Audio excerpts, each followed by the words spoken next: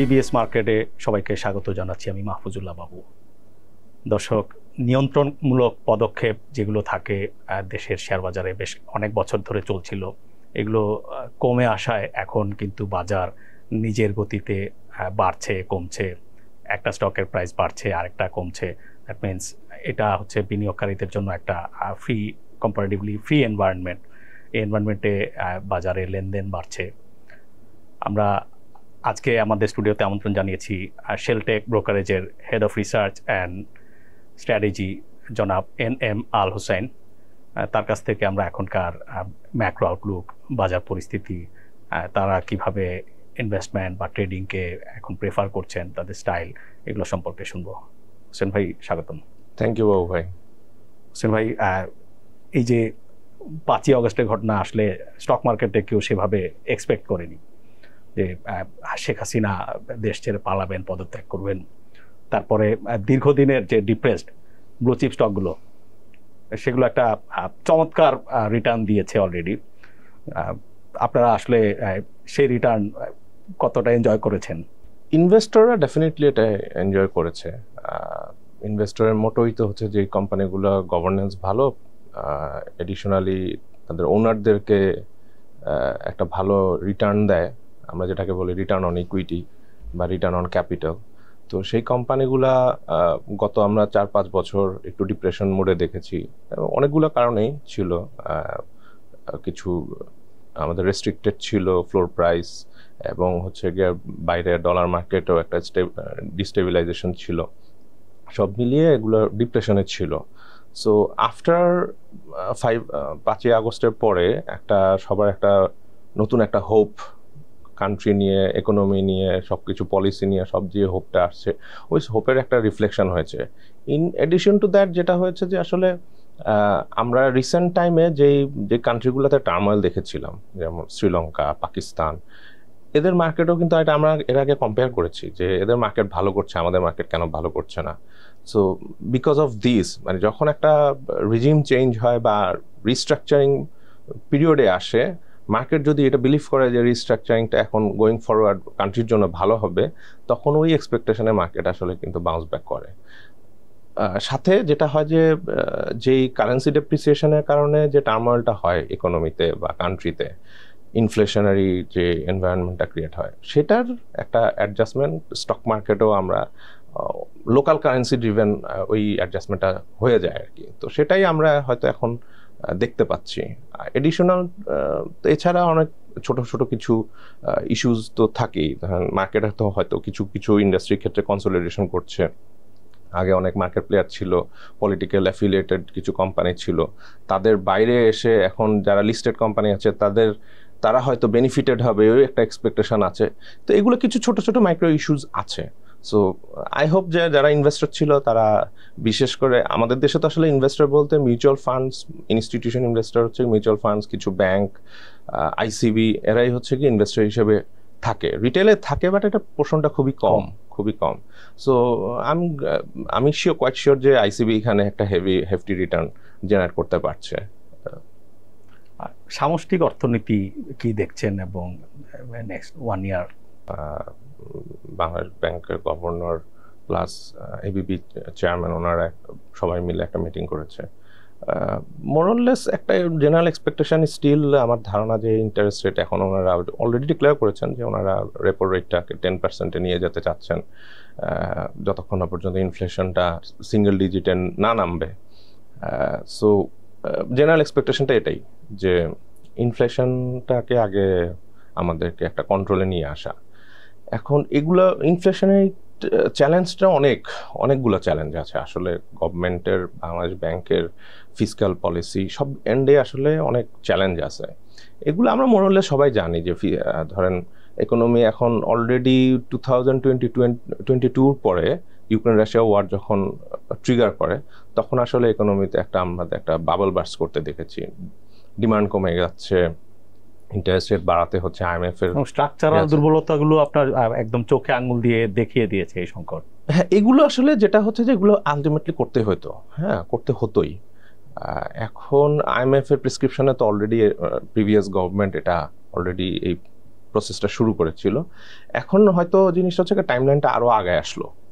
ওনারা হয়তো অনেক পলিটিক্যাল ডিসিশন নিতে চাচ্ছিল যে ওনাদেরকে সেভ করার জন্য, যারা যেটা আমরা এখন দেখতে পাচ্ছি অনেক দুর্নীতি বা যে ইস্যুগুলো আছে, সেই টাইমলাইনটা এখন আমাদের আরও আগায় আসছে। আমি বলবো যে এটা দরকার, মানে খুবই প্রয়োজনীয় ছিল, বিকজ আমাদের মতো কান্ট্রি যেহেতু রিজার্ভ কারেন্সি ডলারের উপর আমরা ডিপেন্ডেন্ট, তো সেক্ষেত্রে আমাদের কারেন্সিটাকে ডিফেন্ড করাটা মোস্ট ইম্পর্ট্যান্ট। এটা যখন কন্ট্রোল হারিয়ে ফেলবে যে কোনো কান্ট্রি, যেটা আমরা শ্রীলঙ্কাতে দেখেছি, পাকিস্তানে দেখেছি, এই ধরনের সিচুয়েশন আসলে তখন পলিসি দিয়ে কন্ট্রোল করাটা খুবই মুশকিল। এখনও আমরা যে খুবই একটা স্টেবল সিচুয়েশন আছে তা না, বাট আমাদের একটা হোপ আছে, যেটা আমরা দেখতে পাচ্ছি যে ইউএস ইন্টারেস্ট রেট কমাতে চাচ্ছে বা কমবে। ইউএসও হচ্ছে গিয়ে একটা রিসেশনের দিকে যাচ্ছে, এটার এক্সপেকটেশন আছে। গ্লোবাল বেশিরভাগ কান্ট্রি রিসেশনে যাচ্ছে। সো এটার বেনিফিটও আছে আমাদের জন্য, আবার কিছু রিস্ক ফ্যাক্টরও আছে। বেনিফিটটা ডেফিনেটলি ইন্টারেস্ট রেট কমা মানে হচ্ছে গিয়ে আমাদের ডলার ফ্লোটা হয়তো আমরা আরও বেটার পাবো থ্রু রেমিটেন্স, থ্রু ইভেন হচ্ছে এফডিআই ইনভেস্টমেন্ট, যারা এতদিন দিতে চাচ্ছিল না তারা হয়তো এখন চিন্তা করবেন। বাট রিস্ক ফ্যাক্টরটা হচ্ছে যে যেহেতু গ্লোবাল রিসেশন যদি হয় ট্রুলি, আমরা যেটা এক্সপেক্ট করতেছে বা গ্লোবালি সবাই এক্সপেক্ট করতেছে, সেক্ষেত্রে আমাদের এক্সপোর্ট কমে যাওয়ার একটা পসিবিলিটিস আছে। সো এক্সপোর্টের দিক থেকে আমাদের কিন্তু কিছু হেডেক আছে। রেমিটেন্সও আমি বলবো না যে একেবারে যে হেডেক নাই, যে তা না। রেমিটেন্সের যেহেতু আমাদের মিডল ইস্ট কেন্দ্রিক রেমিটেন্স আসে, তো যেহেতু অয়েল প্রাইস বা কমোডিটি প্রাইস যদি ডিপ্রেশনে যায় বা ডিপ্রেস মোডে থাকে, সেক্ষেত্রেও ওইটাও আমাদের জন্য একটা আসলে খুব বেশি একটা যে আহামরি খুব বুলিশ সিনারিও তা না। হ্যাঁ, বাট এটা ট্রু যে হুন্ডি মার্কেট যদি আমরা কিছুটা ফর দ্য টাইমিং কন্ট্রোল করতে পারি, তাহলে সেক্ষেত্রে অফিসিয়াল রিজার্ভটা কিছুটা বাড়তে পারে। পাশাপাশি যেহেতু সবাই এখন নতুন গভর্নমেন্ট, সবকিছুই কিন্তু এখন স্ট্যাটাসকো পজিশনে আছে, মানে অলমোস্ট স্ট্যান্ড স্টিল অবস্থায় আছে।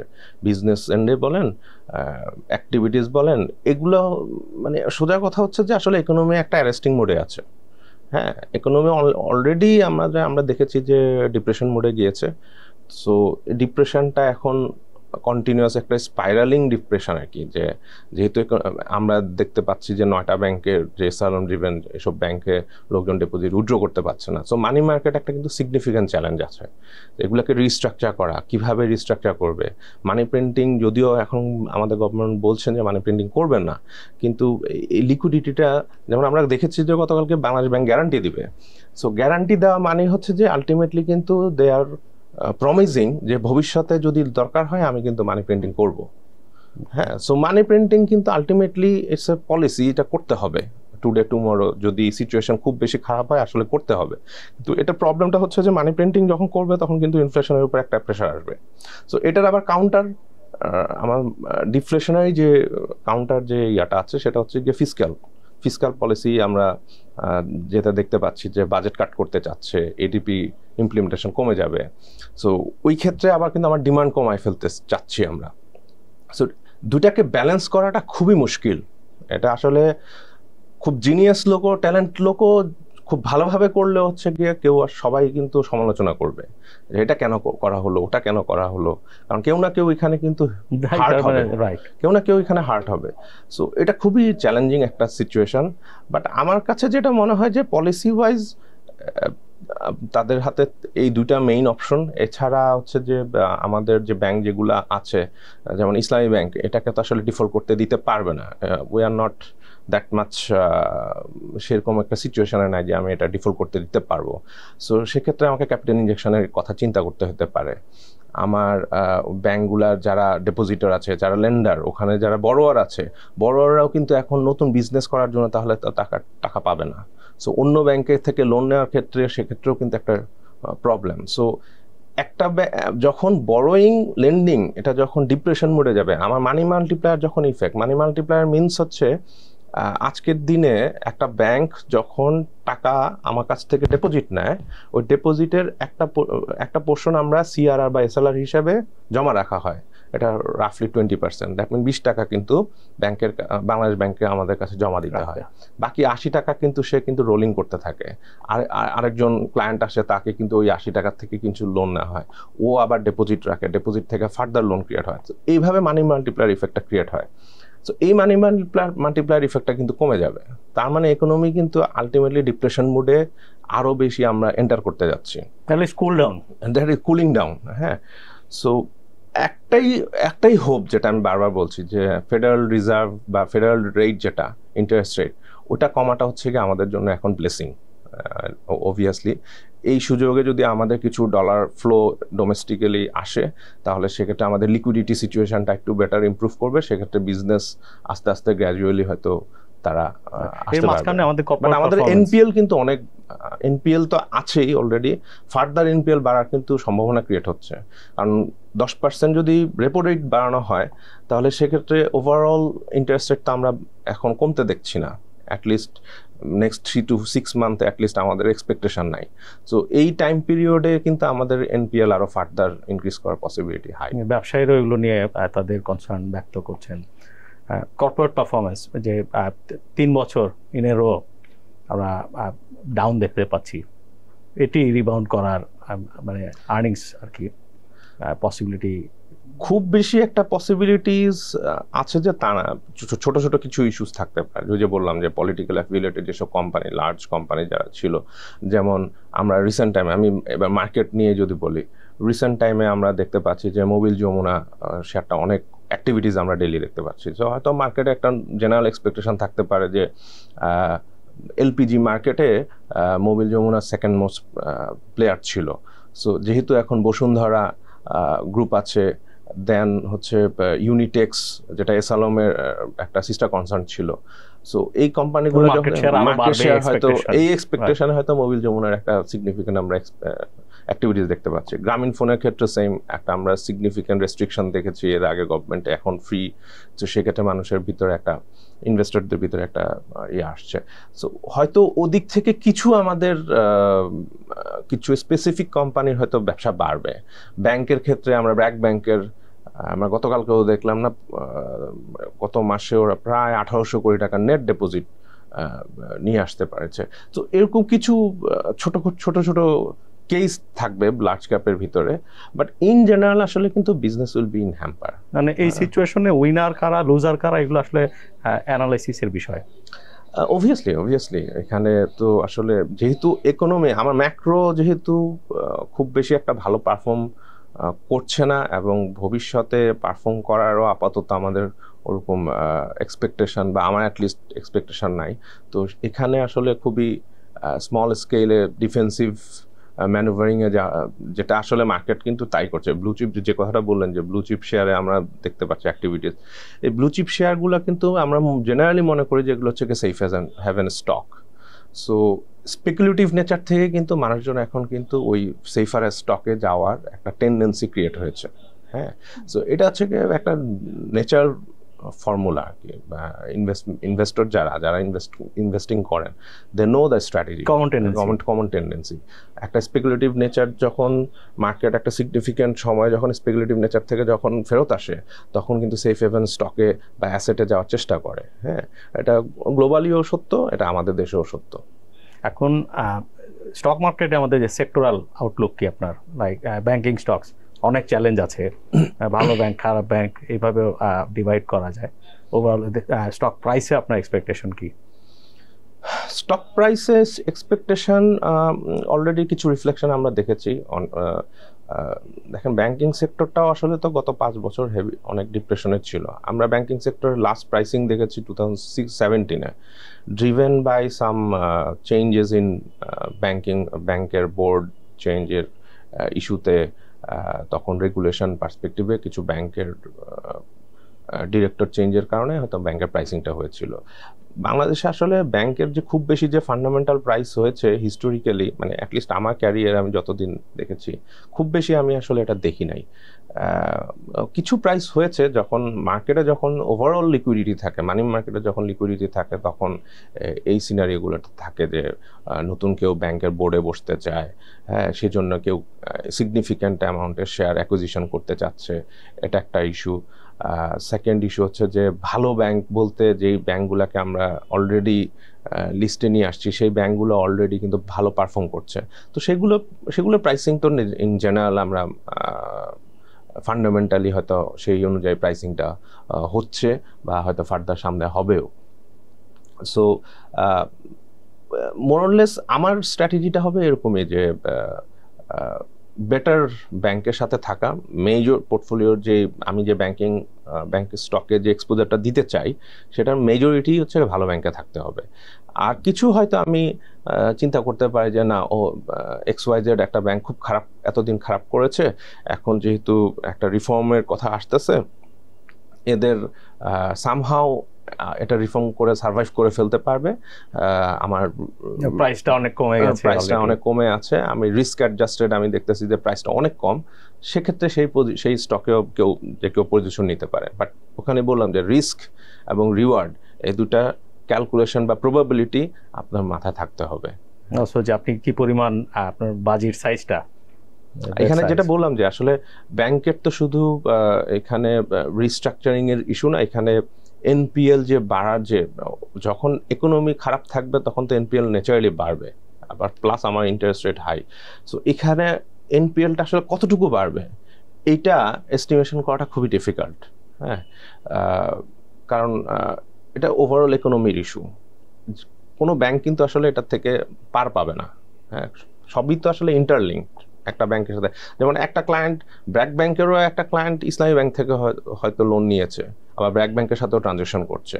এখন ও যদি ইসলামী ব্যাংকের ট্রানজ্যাকশন যদি এখন না করতে পারে, তাহলে ব্র্যাক ব্যাংকের যে ক্লায়েন্ট, সেও কিন্তু আসলে যে খুব বেশি ভালোভাবে থাকতে পারবে এটাই আমি এক্সপেক্ট করতে পারি না। অনিচ্ছাকৃত খেলাপির সিচুয়েশন যখন আসে, আমি ওটার কথাই বলছি, অনিচ্ছাকৃত যারা হচ্ছে গিয়ে ভালো ব্যবসা করতে চাচ্ছেন, কিন্তু ফর দ্য টাইম বিং লিকুইডিটির সিনারিওর কারণে বা সিচুয়েশন খারাপের কারণে হয়তো ব্যবসা করতে পারছেন না, বা ডিফিকাল্ট সিচুয়েশন। ওয়েজ প্রেশার দেখা যাচ্ছে ইকোনমিতে, বিভিন্ন ইন্ডাস্ট্রিয়াল সেক্টরগুলোতে, আমরা ফার্মা ইন্ডাস্ট্রিতে দেখছি, অন্যান্য কিছু ইঞ্জিনিয়ারিং কোম্পানির কাছ থেকে এগুলো শুনেছি, টেক্সটাইলে হচ্ছে। এইটার ইম্প্যাক্ট কি এক্সপেক্ট করছেন? Inflation effect, it will trigger another stages of inflation.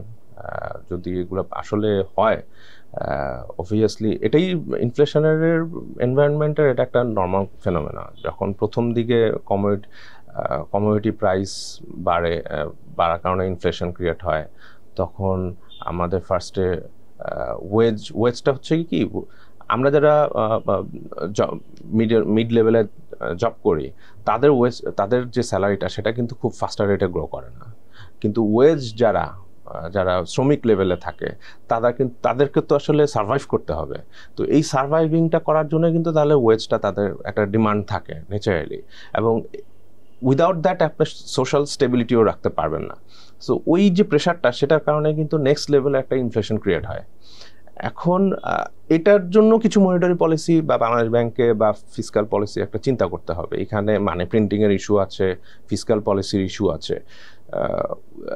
এই ধরনের ক্ষেত্রে আসলে যারা এই ধরনের ইস্যু, যেসব শ্রমিক বা যারা একবারে লোয়ার টায়ারে আছেন, তাদেরকে কিন্তু কিছু আমাদেরকে এই বেনিফিটগুলো দিতে হবে।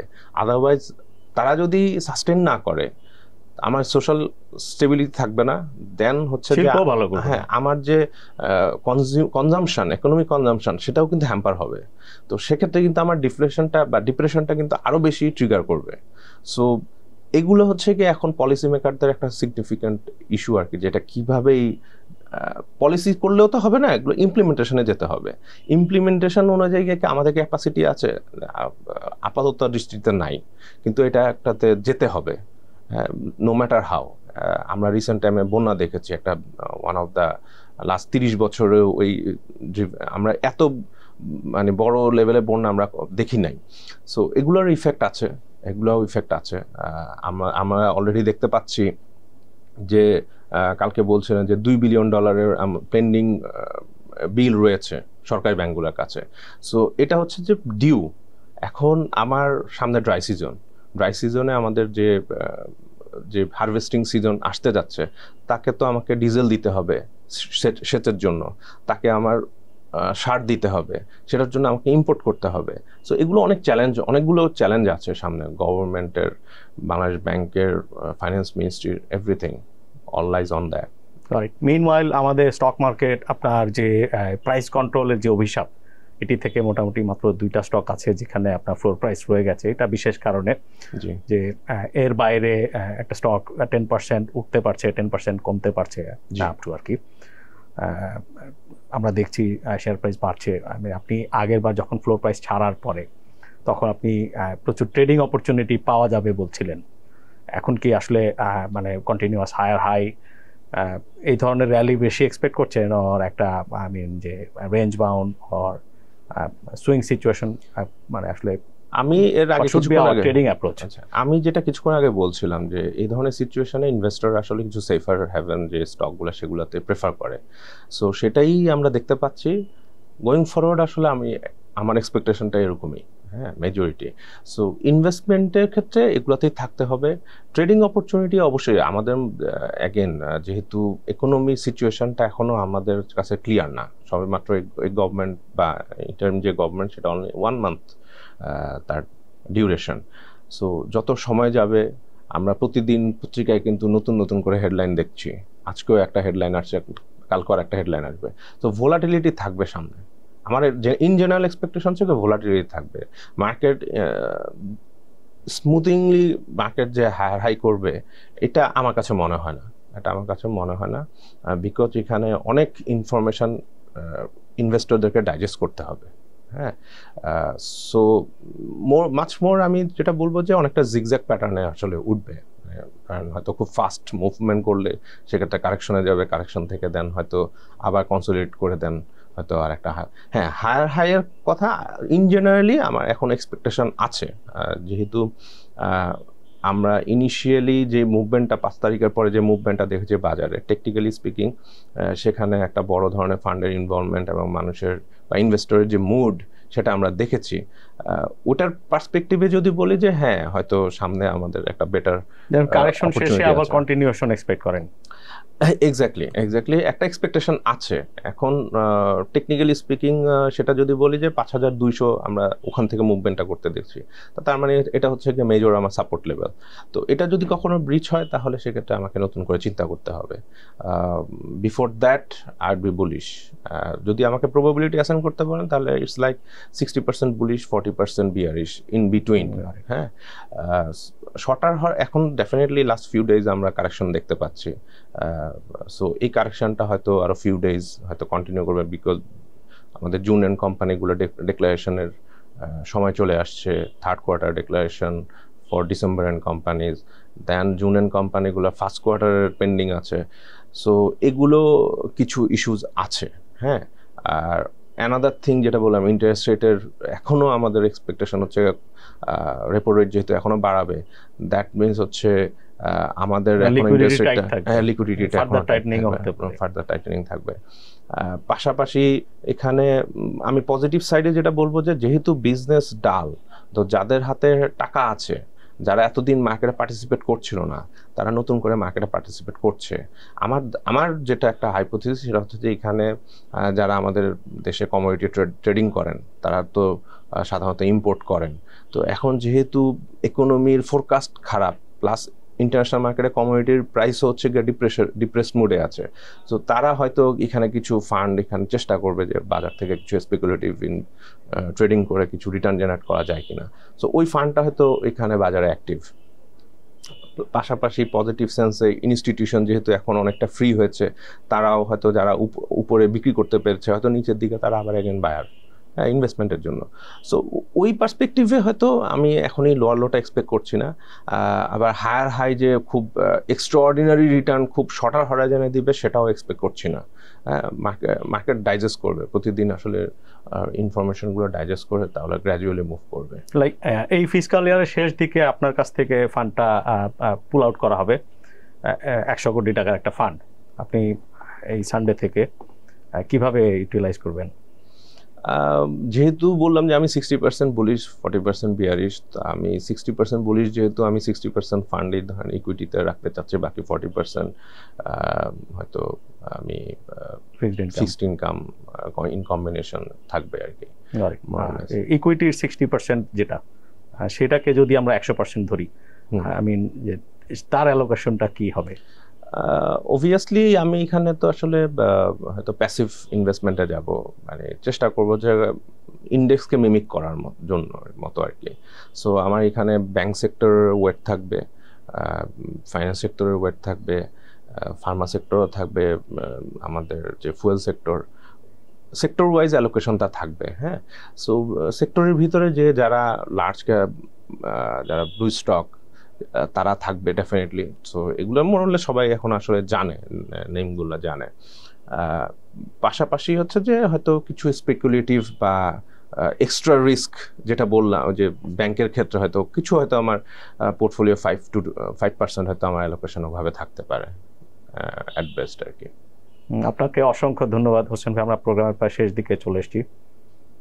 ওকে দর্শক, আমরা হোসেন ভাইয়ের কাছ থেকে শুনছিলাম আসলে এখনকার যে ম্যাক্রো ইকোনমিক পরিস্থিতি। তিনি বলছিলেন যে আসলে একটা ভালো দিক হচ্ছে যে